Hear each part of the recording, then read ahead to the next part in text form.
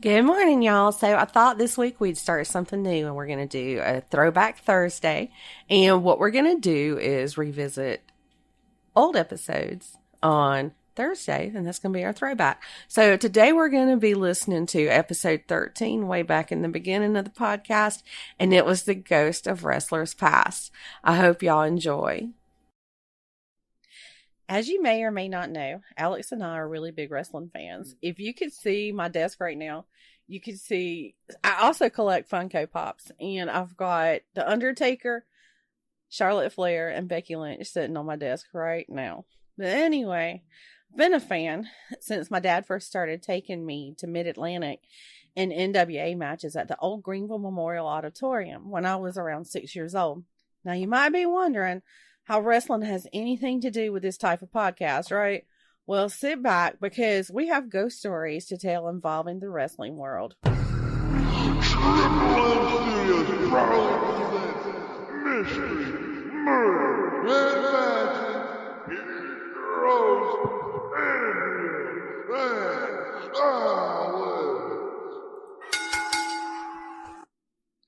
Back in 1999, wrestler Owen Hart made an attempt at a very daring, very dangerous entrance to the ring. That period of time was known as the Attitude Era. Everything was extra during that time. On May 23rd, 1999, Owen Hart, appearing as the Blue Blazer, the Blue Blazer was like one of his alter egos or something like that, right, Alex? Yes, it was one of his many gimmicks. Okay. But he was appearing as the Blue Blazer that night, and he had a championship match with the Godfather at the Over the Edge pay-per-view. Was it for the Intercontinental Championship, right? Yeah, it was, and I find it funny that you can't remember to pick up your dirty laundry 5 minutes after I tell you to, but you know something from something that was 4 years before you were born. Listen here. Yeah. I have the mind of of a tree. You retain what you want to retain. I retain the wrestling knowledge that's important to me, not the lingerie. Now, what was supposed to happen was Owen was to lower himself from the rafters, but something went wrong. When the match was ready to start, suddenly Jim Ross said, "We've got big problems out here." And then they cut to a promo that showed Owen as the Blue Blazer. And when the promo ended, the cameras was only showing the audience. And then JR said that Owen had fallen from the rafters onto the wrestling mat. The harness that he was wearing snapped, and he fell 78 feet. He was rushed to the hospital, but died from internal bleeding. Owen Hart was dead at the age of 34. Since Owen's passing, there have been several reports of Owen's ghost being seen at the Kemper Arena in Kansas City, Missouri, where he met his demise. Several employees at the arena have reported that they saw Owen's ghost in the rafters. He was wearing the Blue Blazer costume that he was wearing the night that he died, and others have reported seeing flickering lights and other power sources go off and on. Some even claim to hear him up in the rafters like he's checking the cables. I think that would be just kind of freaky if you just hear the cables clicking or whatever noise they're making, and nobody's supposed to be up there. Yeah. Others have seen him pacing around down on the floor where the ring was, where he died. Now, to me, it seems like he's got unfinished business here in the earthly realm before he moves on to the spirit world. Well, I guess he is in the spirit world, but before he just you know what I mean. Now, maybe he's still waiting for his match to start. He wants to become Intercontinental Champion still. Yeah, I think so. And I just wonder so he was supposed to fight the Godfather that night. And I just wonder what his thoughts were. I mean, you're waiting for your match to start, and the person you're about to wrestle. You're defending your title, and then, before you come out, he comes out on the top of the arena, and then you see that happen. What's going through your mind, I know, exactly. And I just thought, to be his opponent, I mean, I'm sure it devastated everybody in the locker room And I just feel like, especially him, knowing that was his match, you know, and that happened. I mean, and can you imagine sitting in the audience and seeing that happen? I don't know what to say if that would happen if I saw that. I mean, I've been like at concerts and different things where it was hot and people passed out, and that's the extent of it. I mean, but can you imagine waiting for your favorite wrestler to come out, and I mean, something goes wrong and he just dies right in front of you? Yeah. You know, like right there in the ring, you know. I think during that time period, yeah, that was 1999, so your sister was like 6. I kind of had gotten out of wrestling for a little while, just busy taking care of her and working and everything else. So I just wasn't into it, but I can remember, you know, hearing about it on the news or whatever. So Roddy Piper, he was a favorite of mine from my childhood, and I saw him wrestle several times when I was a kid, and I always was just in awe of him because he had a really strong personality and ring appearance, like ring presence and everything. He passed away almost 6 years ago now, but this ghost story isn't about him. It's about a ghost he claims to have seen. Now, some time ago, Roddy appeared on the Biography Channel's show called The Haunting of, and he talked about seeing the ghost of Adrian Adonis. I'm making up wrestlers now, but it was Adrian Adonis, and he died in a car accident on July the 4th, 1988.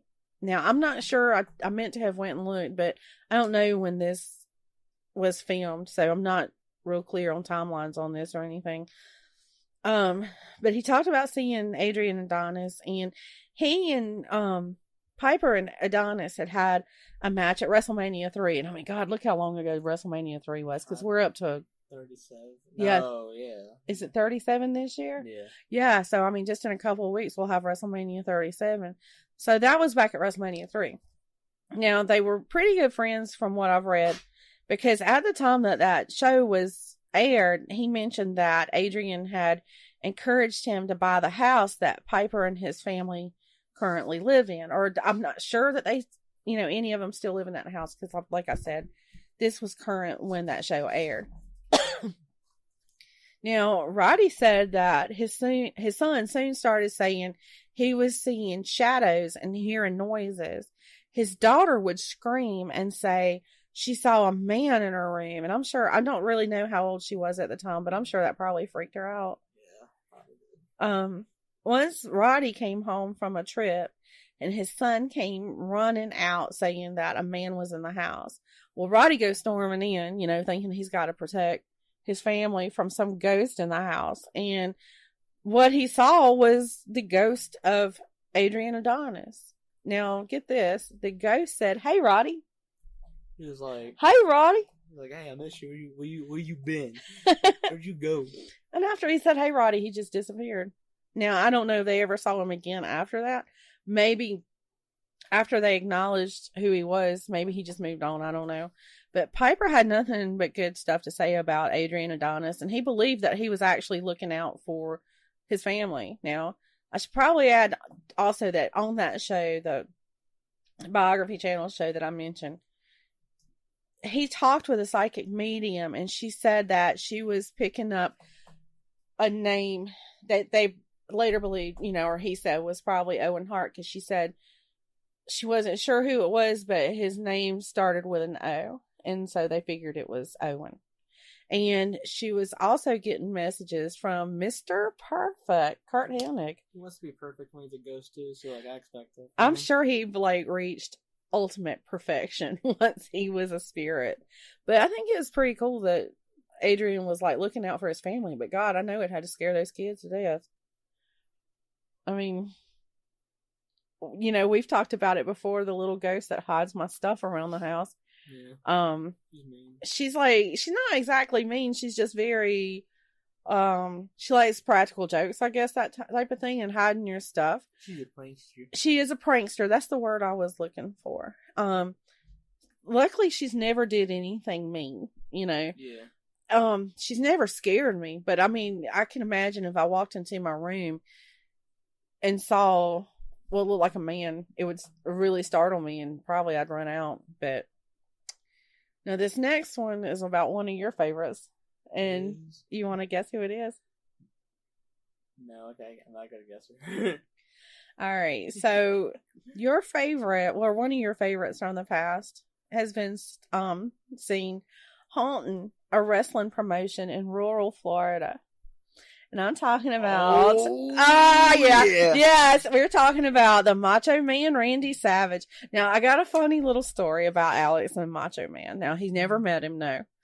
But every year, the first day of school, we started in middle school, right? I think so. Okay. Like 8th grade or something. Around middle school, maybe early high. I know at least by 9th grade anyway.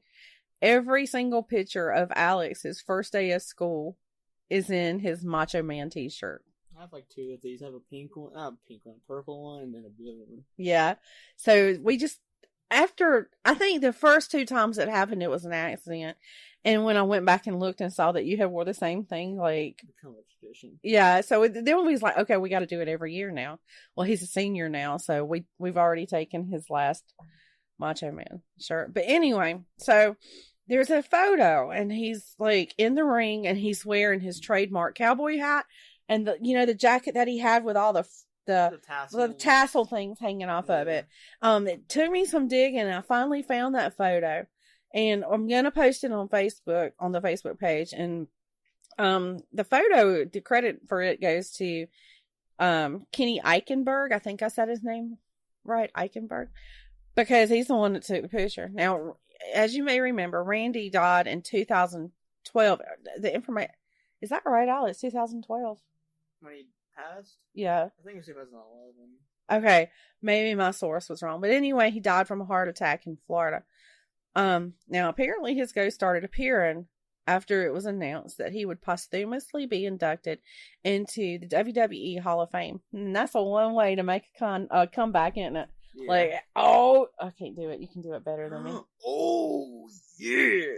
I can do it. See, I always add the brother to it, so I like mix up Hulk Hogan and I did Randy Savage. Yeah, your mom's a dork. Now, Eddie Gurrerro, this one is like one that like really gets to me, because if I had to make a list of favorites, he would be up there like in the top 3. His ring presence and his personality, though, in and out of the ring, won my heart when I was young. Like, the first time I saw him wrestle, I was just like, this dude is cool, So imagine how devastated I was when I learned of his death, and I can remember it like it was yesterday. I was working at a call center, and one of my friends came into work. She was a big wrestling fan too, and she told me, she was like, I need to tell you something when you get off that call. So when I got off that call, I was like, what's up? And she's like, I got to tell you something that you're not going to want to hear. She's like, but I don't want you to like get on the internet later and find it. So, but anyway, she was like, Eddie died today. And I'm like, Eddie Gurrerro? And she's like, yeah. She said he died like earlier that day that she was telling me. It was a heart attack, and it was in the Minnesota hotel room. And one thing that always came to mind was that he was probably alone. And I think it would be so scary in your final moments to just be by yourself like that, knowing you're fixing to die. You can't tell your wife or your kids, I'm going, or I love you, or anything like that. So that was my first thought, was he was by himself. And I want to say Chavo found him. I think I remember seeing that somewhere. Yeah, Chavo found him. That had to be devastating because they were cousins. Yeah. And it honestly, it felt like the earth had disappeared from underneath me. And no, I didn't know him personally, or he wasn't a family member. But when you've watched somebody for so long on television, and you've seen them in the ring in front of you, like you're sitting there watching them, and then all of a sudden they're gone, it's devastating. I mean, I've had several wrestlers' deaths that just truly hurt my heart really bad, and it's like earlier today, we were watching that video of wrestlers who had passed in that time period that they had did the video of, and Eddie was one of the pictures that popped up, and tears just started flowing. He was just always like one of my favorites. And I was thinking about poor Vicky and their kids. I mean, his kids were pretty young when he died, so they've had to grow up without him. Yeah. Vicky, you know, I mean, she's made a name for herself in the wrestling world now, but I know she misses him though. I mean, but yeah, my mind was just rushing, like, what the heck happened, you know? But I can honestly say that if any ghost of a wrestler came to visit me, I'd want it to be him. Like, and I would want to hear Viva La Raza. And, you know, I would want him to do that little shoulder shake he would do when he was, oh, and remember when he used to come out to the ring in that, Impala, that old Impala? That's because I don't know that's always been one of my favorite classic cars. I'm not sure if he made it my favorite, but you know what I should do is that tattoo of that Impala. I should have had Eddie put into that somehow. Cool. That would have been cool. Yeah. Back on track. Now, honestly, I couldn't find any like ghost sightings, like anything on that. As far as like they see his ghost or feel his presence or anything, but there was a picture that popped up, and it was taken by a lady named Jamie I think it was a lady anyway, Jamie Keller, and she was they were at a wrestling event. Now, the picture shows John Morrison in the ring with an orb in front of him. Now, in the orb, you can see the profile of Eddie's face, like you can see in like his eyes, nose, mouth. And I'm going to post that picture too on the Facebook page so y'all can check it out if you want. Now, I can see the eyes and nose and mouth. And y'all know I'm not a skeptic because I'm big into ghosts and spirits and that type of thing. But I'm not seeing Eddie in it. Like, now I know you said you could. But it might be just because I got old eyes. Might be because you have old eyes. But I can see Eddie in that photo, to be honest with you. Yeah. But I mean, if everybody else can see it, I'm just gonna go with that's what they're seeing. Now, everybody remembers Ultimate Warrior. Yes. He was electric. I mean, I don't even know how to describe him because this man was holding his fist up in the air, running down to the ring, and still have a lot of energy when he came into the ring and wrestled. Oh my God. I mean, like, and he was like a bolt of lightning just streaking by going to the ring. Yeah. I can remember seeing him just like, I don't think I ever saw him in person at a match, but I can remember on TV, he just streaking by like, and there he goes, you know? Yeah. Now, if you know anything about the Ultimate Warrior, you know that he kind of messed around with the paranormal. Like, there was like storylines and stuff. And I think that because he was kind of into that paranormal thing, I think that's what intrigued me about him too. Now at one time, one of the storylines was that Warrior had a curse put on him by the voodoo priest Papa Shango, and he started. Well, no, they said it was green blood, but it looked like green vomit to me. It was gross, whatever it was, but it was green. And there was a lot on WWE that showed Warrior battling demons, but it was after his death that all the really spooky stuff started happening. Oh no. His widow, Dana, and she's like such a nice, awesome woman. Like, she has carried his legacy on. Like, you see her like on different wrestling events, like the big ones like Mania and stuff, but I really have a lot of respect for her. But anyway, she hosts a podcast called Total Warriors, and you should check it out if you haven't. But anyway, she spoke on one of her episodes about her belief that the Ultimate Warrior has returned from the dead and serves as her personal protector. Now, the house that they bought in New Mexico was haunted, and they didn't know it at the time. But then later, when weird stuff started happening, they found out that it was built on tribal land. Underneath the house, Miss Warrior says that the crawl space underneath the house serves as a portal to the other side, and that spirits come and go as they please.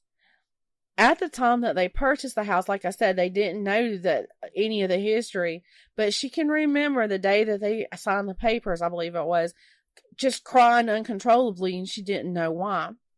But now that since everything is happening in that house, she feels like it was a feeling that she was just getting from the spirits that was there.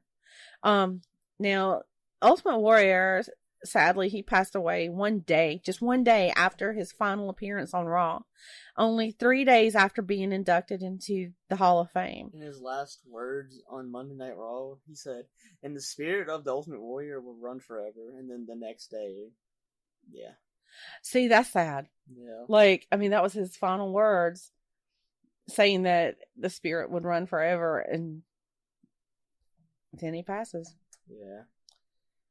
But, I mean, only 3 days after being inducted to the Hall of Fame. So, but his widow says that he wasn't ready to die because he was so adamant about protecting her and the daughters.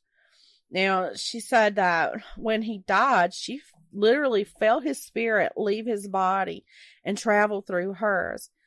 Now, when his spirit moved behind her, she told him, "Get back in here now." And like, she was telling him get back in his body because she wasn't ready to let him go either. And I mean, I guess it was his time, but Ultimate Warrior had given his daughter Indiana the nickname of Ladybug. And after his death, when things would get scary, Dana says that he would send ladybugs. When they finally moved out of that house, a ladybug landed on their windshield. I believe that was Warrior's way of saying it's going to be okay now, you know. Even their dog Daisy had sensed his presence in the house in his spiritual form, because shortly after he died, Daisy howled and paced like around their property, the house, the land around it, looking for him. And Dana said that it was like the dog could feel his presence, but couldn't figure out why he wasn't physically there. Like the dog felt Warrior there, but she couldn't see him, and she just didn't understand that. And Dana said that dog howled and barked and paced for like 24 hours looking for him. That's so sad.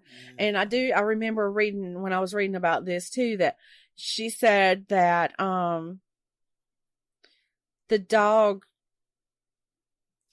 later, like years later after Warrior died, that the dog had just kind of got her health had went downhill, and that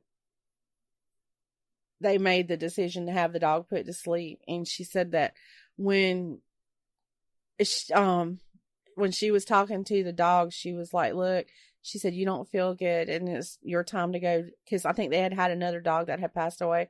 And she told her, she said, "You can go be with the boys now." So I feel like Daisy ran across the Rainbow Bridge, and who was at the end of the Rainbow Bridge? Warrior and the other dog. You know, I can't remember what that other dog's name was. But one night before the family moved out of that house, there was a particularly disturbing incident, and she said she could only describe it as furniture being thrown around and crashing. And then all of a sudden she felt that she shouldn't move or speak. And she believed that the Ultimate Warrior was there protecting them. And she also said when she woke up the next morning, she expected to see like furniture like thrown all over the house, like everything. But she said there was nothing out of place. Yeah. Ultimate Warrior, he was cool. I mean, he was a pretty unique character. Like, there's a lot of cookie cutter wrestlers, but then there's like people like him that stand out. Like, he's just so different. Like, Undertaker does his own thing. Like, I hated to see him retire, but I mean, he ain't getting no younger. Now, the last one that we're going to talk about was one of the biggest wrestlers of its time, and it was Andre the Giant. Literally, he's like the biggest one. Literally. I never got the chance to see him wrestle in person, because when I was a little kid, the WWE or WWF, I think it was known back then, they didn't visit this area very often. And being such a ginormous man in stature and in personality, you would think that his spirit would be as big. But the only thing that I could find online about him was a spirit box session, and it was pretty neat. It only lasted 3 minutes, but it was very, very interesting. A guy by the name of Charlie Chittenden, and I believe the name of his YouTube channel is Charlie Chittenden Paranormal. Don't quote me on that. But anyway, he was the one that was conducting the session, and he asked Andre a few questions. And it didn't take long for Andre to, like, make his presence known.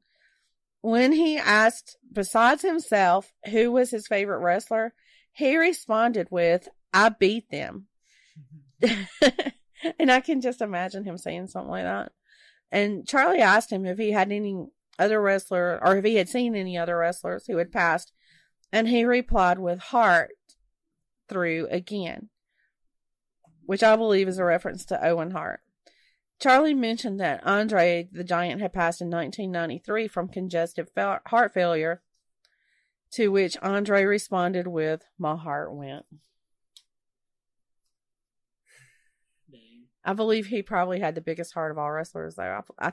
He just comes across as like a kind, gentle giant. Yeah, like probably love kids and stuff. I mean, you know, and I always loved him in The Princess Bride. Like, he was funny in that movie. Like, he was just hilarious. But I really think that he was a gentle giant and had a good heart.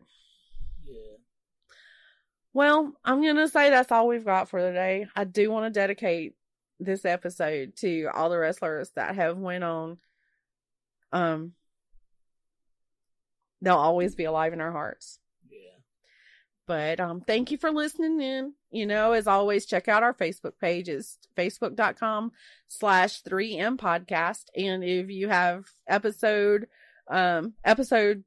ideas, questions, comments, anything, you can email us at 3mpodcast3@gmail.com.